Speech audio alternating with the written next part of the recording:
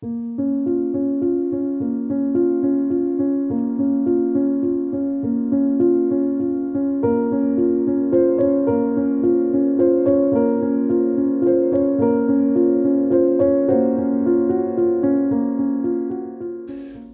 por Old Georgian, VA y el San Isidro Club, los Old Philomathians comenzaron en 1950 a jugar en la tercera división de la UAR, que en aquel entonces era lo que hoy es la URBA.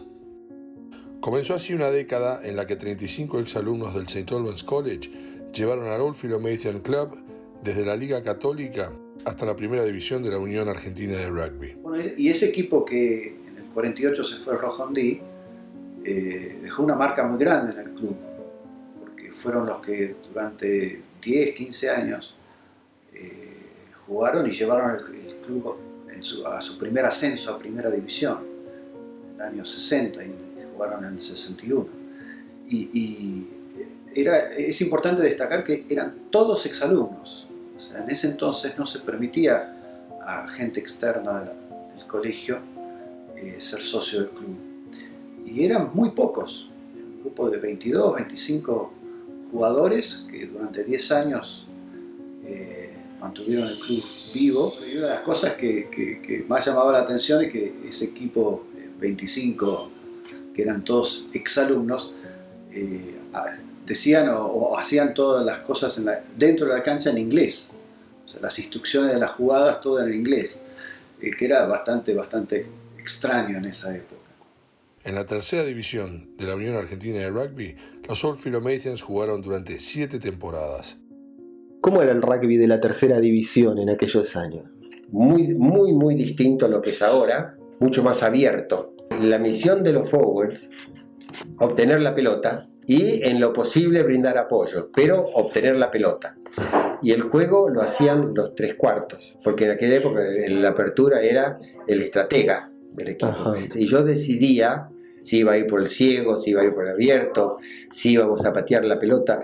Nuestro equipo mucho dependía, digamos, de los que estábamos cerca de la base, John, yo y los Suárez, especialmente George Suárez o a veces el hermano Tommy Suárez, que éramos los que iniciábamos las cosas. Old Philomathian, que tenía un buen equipo, porque había 8 o 10 chicos que se destacaban realmente del resto de los clubes incluso.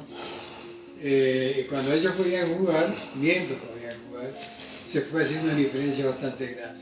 Mientras el primer equipo jugaba en la tercera división de la UAR, con alumnos y recién egresados, comenzaron a forjarse los primeros equipos juveniles del club. Cuando terminaba la Liga Católica, armaba el equipo, nos unimos finalmente a la Unión, lo que era entonces la Unión Argentina de Rugby, hoy la Unión de Rugby de Buenos Aires. Nos unimos con 3 equipos, habiendo 2, armaron el tercer equipo con los exalumnos que salimos exalumnos de 6º grado o 7º grado, que nos íbamos del colegio, así que ya éramos exalumnos. ¿Por qué nos íbamos al colegio? Porque el colegio no tenía secundario, en castellano sí lo tenía en inglés. Y entonces empezó a jugar con lo que le decían una 5ª división, que hoy es una M15. Salí del colegio en diciembre de 1951. En diciembre también cumplí 17 y el año siguiente, 52, ya estaba jugando para Old Philomathian Club. Jugaba en la 4ª división, que era menos de 18, y no sé por qué motivo me nombraron capitán a mí y el vicecapitán era Bertie Noble.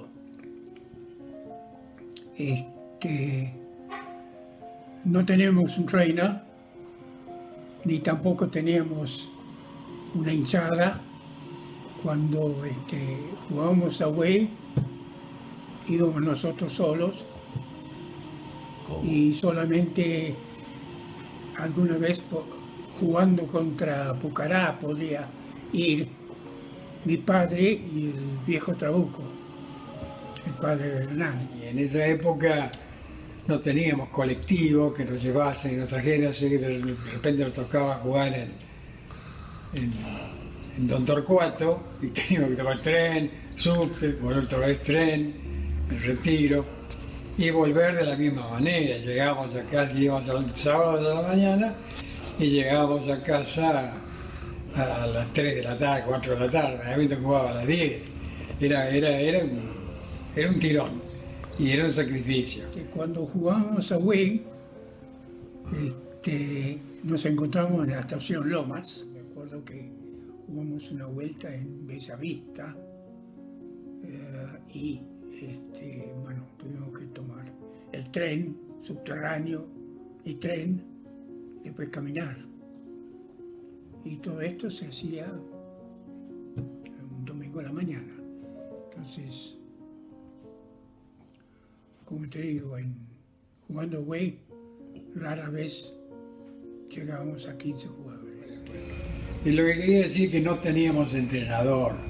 Increíble, no. Nosotros jugábamos porque nos salía de memoria de haber jugado en el colegio. Pero nada más que eso. Y ganamos unos cuantos partidos, a pesar de la diferencia de tamaño. Pero los partidos, los clubes grandes nos pasaban para arriba.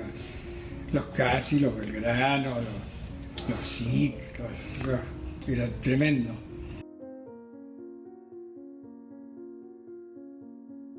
Luego de 7 temporadas en la tercera categoría de la UAR, en 1956 los Old Philomathians le ganaron la final a Dahom y ascendieron. En la segunda división no varió el juego de los OPs, pero sí la calidad de los rivales. Sin embargo, los de Blues and Gold siempre disputaron los primeros puestos. El primer año que ascendimos a segunda, estuvimos a un pelín de ganar el torneo y subir a primera. Pero bueno, eso se demoró 4 años, creo que estuvimos 4 años en segunda, que era un torneo bastante más difícil. Había equipos como Hindú, Club Haití. Estando en segunda división, se jugó bien, pero teníamos un rugby muy colegial, muy pase. Y nos encontrábamos con equipos que sabían cerrar el juego, complicar las cosas, y no podíamos subir a primera hasta el año 60. El equipo de Old Philomathians fue siempre apreciado como que jugaba un rugby muy abierto, muy interesante, y que venían lógicamente de las maneras que nos enseñaron a jugar rugby en el colegio, porque desde 1946 a 1953 el deporte preferido era rugby. Los Old Philomathians fueron subcampeones de segunda división en 1957 y 1958, años en los que John Vivat y Georgie Suárez fueron convocados para jugar en el seleccionado de la provincia de Buenos Aires. Incluso John Vivat se convirtió en el primer jugador del club en ser convocado para la selección argentina, que en octubre de 1958 jugó el primer sudamericano de la historia, disputado en Santiago de Chile. ¿Por qué John era un jugador sobresaliente? Bueno, a pesar de las bromas que se hacen, generalmente los pases no eran malos. Yo también le hago las bromas de los pases, pero realmente no eran malos los pases. Además, yo le podía cambiar a John la dirección y él reaccionaba. Pero lo que más llamaba la atención, John con la pelota. Él iba corriendo y mandaba magues para todas partes y los otros caían y qué sé yo. Lograba atacar con eficiencia prácticamente siempre que se lo proponía. También él daba órdenes a los forwards, que generalmente eran acertadas, pero lo que más llamaba la atención era un jugador espectacular, digamos. Las cosas que hacía llamaban la atención al público y a los jugadores también. Sin John Vivat, en octubre de 1958, los Old Philomathians desplegaron lo mejor de su juego para dar el gran batacazo del año al ganar el Seven de la UAR, siendo un equipo de la segunda división. Yo creo, mi percepción es que no salió así de la galera, armamos un equipo y nos fuimos a jugar al Seven. Si uno rastrea, me parece que ya veníamos jugando varios años atrás. Porque veníamos, el Seven, había una temporada de Seven, entre los cuales estaba el Seven nocturno de Daom, Dirección Autártica de Obras Municipales, una cancha que creo que tenían por Flores o no sé por dónde, se jugaba de noche. Pero no se jugaba todo el mismo día, creo que en varias semanas, miércoles a la noche, una cosa por el estilo. O sea que veníamos con una especie de juego de Seven armado, digamos, con distintos jugadores. Digamos. Uno tras otro fueron superados los Caranchos de Rosario, Pucará, el Casi y el SIC para vencer a Curupaití en la final. Seven, me parece que teníamos en esa época una especie de no sé si es que se jugaba más o el Seven tenía cierta áurea así de diversión y demás, pero bueno, nosotros nos acoplamos y bueno, y terminamos con esta epopeya que fue cortarle la racha a Pucará y desplegar un juego realmente que llamó la atención, ¿no? Pero bueno, sabiendo los tipos que jugaban, digamos,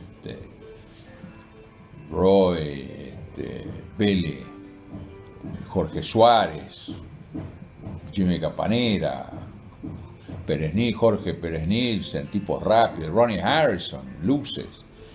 Teníamos un equipo muy completo, jugadores jugadores que realmente hicieron su marca, ¿no? en esos años. Integraron el equipo campeón Jimmy Campanera, Francis Fernie, Ronnie Harrison, Roy Mortimer, Jorge Pérez Nielsen, Billy Smith y la figura Georgie Suárez, que reemplazó a John Vivat, afectado al seleccionado argentino. El Seven fue otro de los batacazos nuestros y fue realmente una muy linda anécdota y bueno, uno disfruta de esas cosas, ¿no? Pero por ahí uno tampoco se dio cuenta de la importancia de lo que tenía en ese momento, ¿no? En el año 60 decidimos en el tomo, nos ponemos los pantalones largos y llegamos. Dale. Y así fue. Tuvimos un año brillante, segunda edición de ascenso. Se dio, creo, una conjunción de varias cosas y había una serie de jugadores realmente fuera de serie en esa época, digamos, que el colegio había producido, digamos, ¿no? Y se dieron en conjunto, digamos. Es evidente que el estilo que jugábamos en esa época llamaba la atención, ¿no?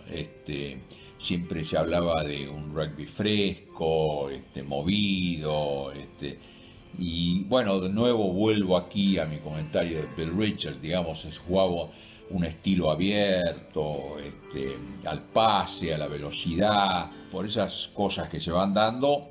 En este momento del ascenso se formó un scrum sumamente, diría, completo. Una primera línea con Ogilvy, Mortimer y McGaw, que llegó a llamarse así coloquialmente entre nosotros y un poquito de nuestro grupo más cercano, las Tres Marías. Eran tipos realmente, era una primera línea, digamos, de armas llevar.